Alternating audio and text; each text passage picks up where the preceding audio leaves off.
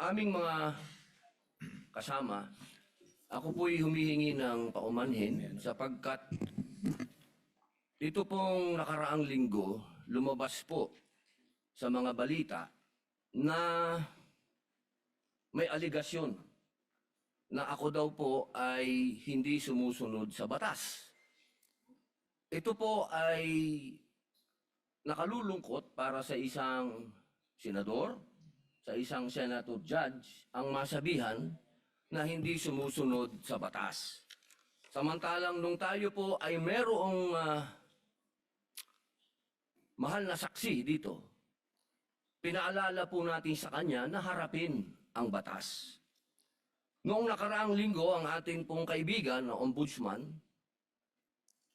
ang sinabi po ng mahal na ombudsman na ako daw po ay hindi sumunod sa kanilang pasabi na mag-file ng aking counter affidavit.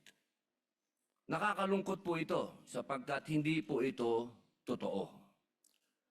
Inaamin ko po sa inyo kung ICC lang, hindi po talaga ako susunod.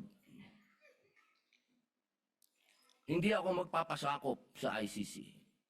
Pero dahil ginagalang ko po ang ombudsman, dahil siya po ay aking kaibigan na itinuturing, dahil nagkaroon na po kami ng napakahabang kwentuhan sa aking opisina nung siya po ay kalihim ng hustisya, nag-file po kami.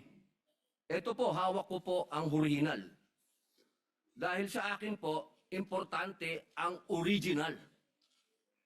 Ito po ang original, nakalagay po dito. Nag-file ako.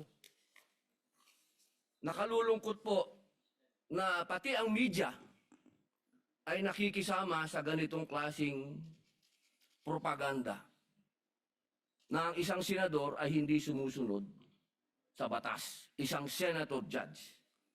Ito po, maaari ko po kayong bigyan ng kopya, mga mahal kong kasama, para mapatunayan na hindi ko po kayo ilalagay sa kahihiyan. Ako po ay nag-submit ng aking counter affidavit. At ganun din po, humihiling din po ako sa aking mga kasama, lalong-lalo na po sa aking kaibigan, Ginoong Pangulo, na sa mga ganitong pagkakataon, hinihingi ko po na tulungan din po ninyo kami. Na maipaliwanag din po namin sa media na meron din po kaming mga pagkakataon na ipagtanggol din ang aming sarili at kami wag husgahang kaagad na kami hindi sumusunod sa batas. Yun lamang po, Ginoong Pangulo at tagapangulong hukom. Maraming salamat.